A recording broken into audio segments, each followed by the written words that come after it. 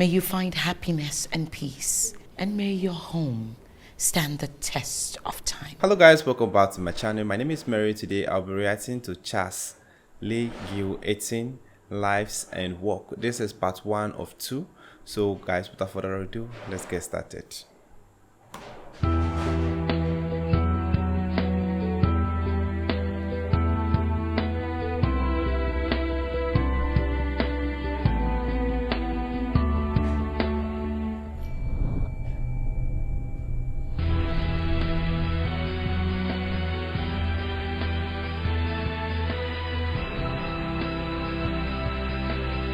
Matters of Faith. Hello and welcome to Matters of Faith. I'm Christiane Bakker, and today we are in London, in fact in Wimbledon, you know, where the great tennis game takes place once a year.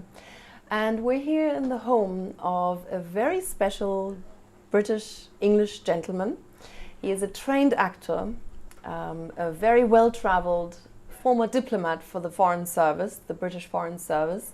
He's also an award-winning writer and a Muslim on a spiritual path for over 50 years. Nice. Welcome to Matters of Faith, Mr. Gayton.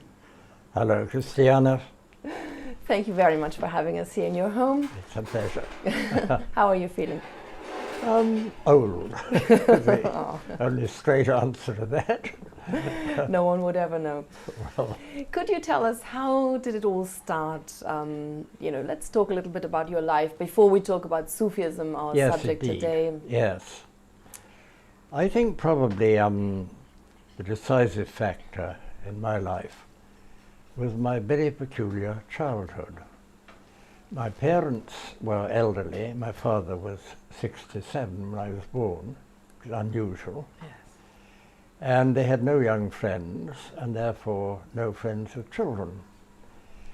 And at the same time, I think my mother was determined that I should not be brainwashed, turned into a conventional English creature or whatever.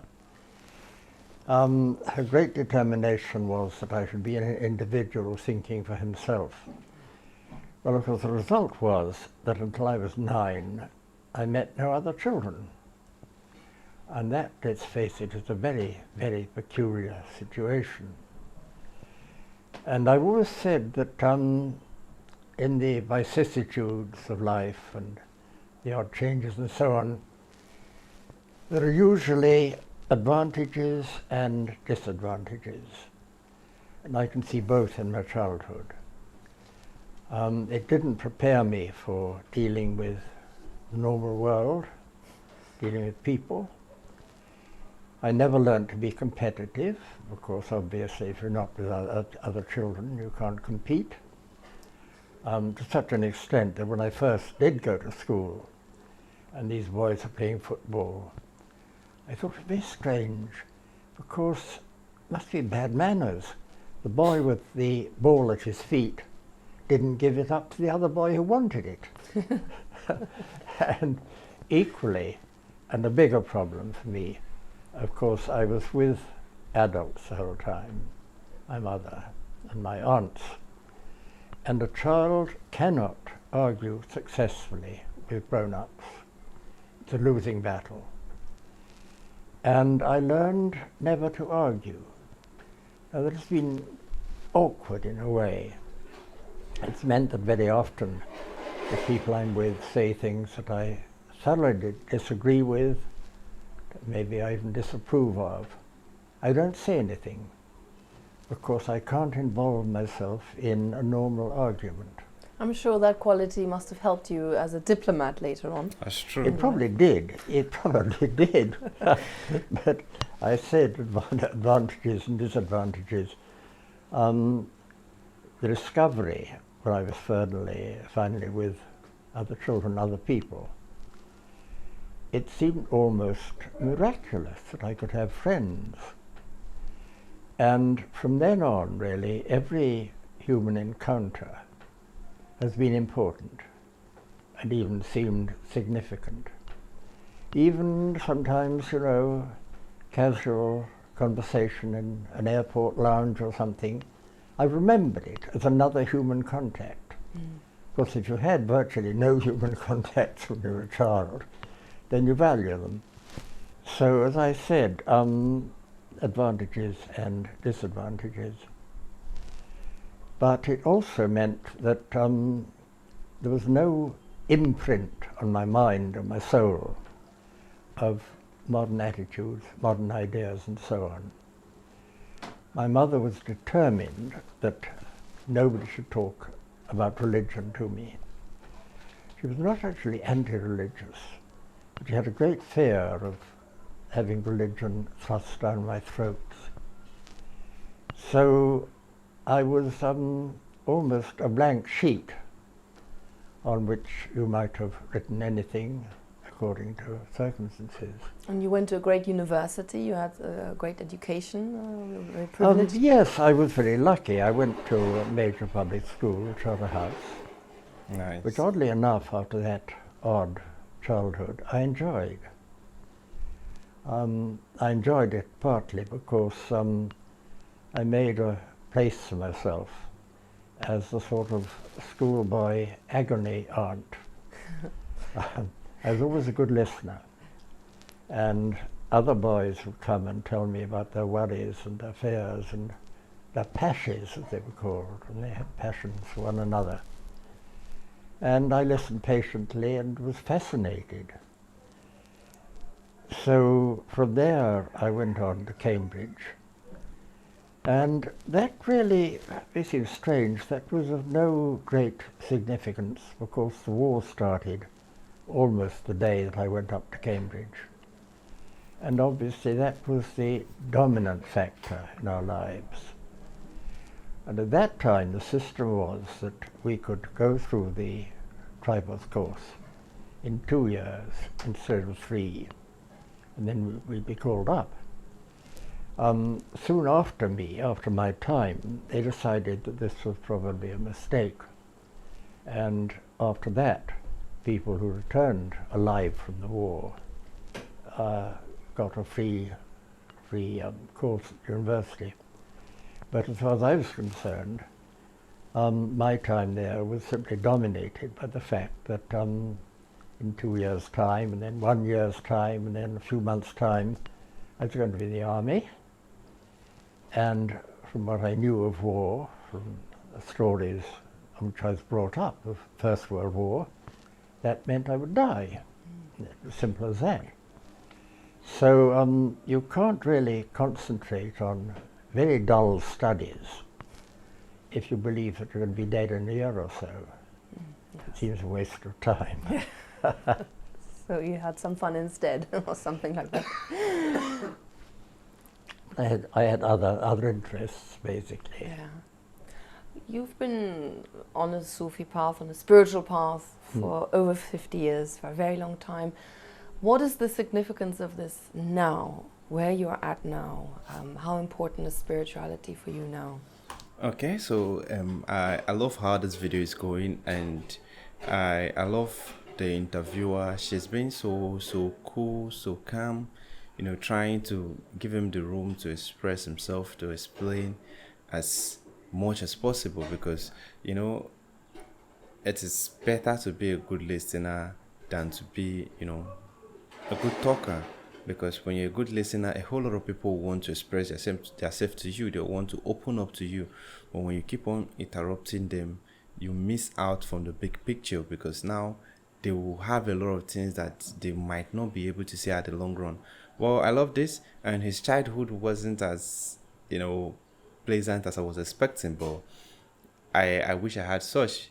Well, when he said his dad, he was born when his father was 67 years old, I was like, wow. Then they were not expecting to have a child at that age, or as God may have it, he came by. And growing with elderly people, it's, well, sometimes a pain in the ass, sorry for my language, but it's sometimes worth it, because, you know, you are growing with people with experience, people that won't let you do things that would hurt yourself. You know, they are always there to guide you, to talk to you, to advise you in ways that they feel will help you in the longer run. And that is the benefit of, having those people around. I remember when my grandmom was still alive, she was always there for me, She was always making sure that, yeah, her grandchildren are okay and everything. And it's nice because, then, I'm sorry, I know I'm deviating, but I think I need to say this. Then when we fall sick, my mom normally sends us to her place. And all of a sudden, we end up recovering faster than expected. Before we come back home in the evening, we are all fine. We are all happy. We are all excited that, we had time to spend with our grandmom. And seriously, it was one of the best experience that I still have with me, even if I know now she's gone, but those experiences still live on, and it's indeed lovely. Well, I know there are downsides to it, especially when you are with your peers and you can't really express yourself, or you can't communicate in the language that they can, because you have missed out from having children like you to bond with at a tender age. But it has its good side and its bad side, as Gil Eaton said. So let's just continue and see how this video unfolds, guys. And this long path you've been on. Oh, without that, I would probably slit my throat. I mean, there'd be no particular point in living. No, it's that important. And it's almost unimaginable to lose that sense of the divine presence once you've tasted it. But I don't want to exaggerate that or make claims for myself. That presence can be tasted at so many different degrees, in so many different ways, and all are worthwhile, because what matters is an awareness of reality. Because remember, in Sufism particularly, we like very often to refer to God as the real, the real. The only thing that is real, though he's not a thing. The only reality, ultimately. Everything else derives from that reality, takes its existence, its apparent existence from that reality, and eventually returns to it. In your new book, which is just out, A Bad Beginning, you write a special passage about old age and spirituality, and the importance of spirituality, especially in old age, as in your late 80s. Can you share this, this special insight that you have with us? I don't know that I had any special insight. The point about someone of my age is that you are very close to death and very aware of death, and one hopes well prepared for it. Now, in theory, every Muslim should, the saying of the Prophet, live today as though he was going to live forever, and at the same time to live today as though he would die tomorrow. But although so many people, particularly in time of war, die young, the fact remains that most people, until they approach old age, don't have any intense awareness of what is coming. I suppose my generation, in a sense, rather different because of the war. Would you say that the spiritual life is a preparation for Oh yes, yes. the meeting with God? Yes, indeed. And you need to be prepared for that. To have that meeting, if you're totally unprepared, would be perhaps some, I don't know. So what's the best preparation? Oh, according again to say the Prophet, the constant remembrance of God, which we call dhikr, and the constant awareness of death. Let's. Could you tell us a little bit about your autobiography that you've just written, and we've got the cover here because the books are still with the printers at this moment in time. But what what is that about, and why did you write it? In fact, I wrote it because at the age of 12, I thought I had discovered the meaning of life and the purpose of life. Because my grandfather, who had had every imaginable adventure, wrote 60 books. And I thought, well, this makes sense. What happens is you live a life and you write about it. There's no point in living if you don't write about it. As simple as that. So that from the time I was 16 or so, I had this desire to write an autobiography, and I waited 70 years before thinking of doing so. But what I've done with that, you see, I kept a diary, personal diary, from the age of 12 on. So I tried a technique which some people seem to think has worked quite well. Juxtaposing quotes from the diary and narrative as understood now by me. And sometimes they completely contradict each other, as indeed diary entries do often contradict memories. I was convinced that a particular meeting with a young girl in Jamaica, that we fell passionately in love on the spot that first evening. Reading my diary, we obviously didn't. It was some time before that happened. But so if the diary lies behind your autobiography, you can't really depart very far from the truth. But because I wanted it to be objective, the main story ends in 1959, when I was 38. And because that was the story of the bad beginning, so to speak. your glamorous life as a diplomat, hosting parties. After that, things opened up, you see, Yes. and a happy marriage, so on. But so it's written in the third person, always gay this, gay that, gay the other thing, not I. Made it much easier to write. Yes. I'd have been embarrassed writing some of the things that I did, whereas I'm saying he did this, he did that. Much easier. Exactly. On this happy note, we shall take a small break, and we'll be back with Matters of Faith in a few moments, where we'll be discussing the nature of God in Islam as in comparison with Christianity, and also talk a little bit more about Sufism and what we all lack in life as Muslims. See you there.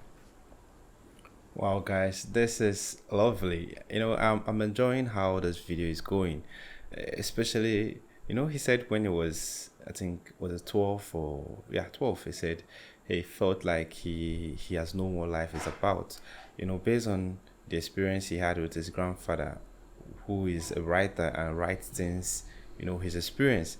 And now when he goes through this journal, you feel like, nah, I think then he was still very, very young, especially when he spoke about the Jamaica lady and all. Well, I get his point, you know. He said in the Bible, it said, when I was a child, I think and behave like one. Now that I'm an adult, I think and behave differently, because that is what life is about, you know. The only thing that is constant is change. So the more you grow, the more you evolve, the more you become wiser than before. This is really, really interesting, and I'm glad that he's here to share his story, you know, because, you know, when it got to the age of 38, he was like, it was kind of a second person talking. He did this, he did that, Gil did this and that, you know. It wasn't as if he was telling his story. It was as if people were telling it for him. And I get that, especially when you're a public figure. You know, people want to talk a whole lot about you, both your good, your bad, and all. You know, they feel they have opinion, because yeah, you brought yourself to the spotlight, so it is normal for them to, say what they think about you. But at the end of the day, you are the one living your life. You are the one, that would, let the world see you the way you want them to see you. And it's indeed enjoyable, guys. I feel the part two is going to be another excellent one. And most times I enjoy listening to elderly people, because there are so many things that, so many experience they've had, that we are not privileged of having, because you see, now the world is evolving. We are becoming more and more smarter.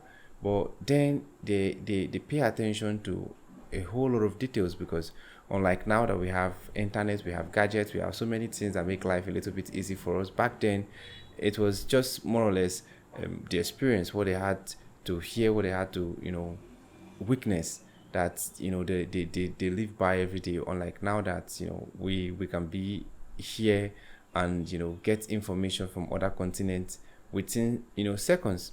So I feel they were able to understand more. You see, back then, before medicine became so popular, these tablets and all, our forefathers has a way of treating themselves, through herbal means, getting herbs from the bush and other things they use for medication, and it was working. And if you can see, they live way longer than us. Unlike now, we've forgotten about most of those things they've been using. And because one, they don't write things down, they just get information from their father that they use, and sometimes they don't pass it on to their children, and they don't write it down, so we lose a lot of information. Unlike what we're experiencing now, that okay, we can easily access this information. So it is better for you to pay attention to these elderly people, so that they can pass the knowledge on to you, than neglecting them when they are getting old, because you feel like this is you are now grown, you need to mingle with your age group. You will learn just a little thing from your age group, but you see, these old folks, they have a whole lot in stock that they can teach and they can pass on. And I'm glad that he's doing that by writing them down, because even if he's not here anymore, those books will speak for him. They will say things that he would have loved to say in person. And that is the advantage and the beautiful thing about writing. Well, let me know what you think in the comment section. If it is your first time visiting the channel, click on the subscribe button. Thanks for watching, and remain blessed.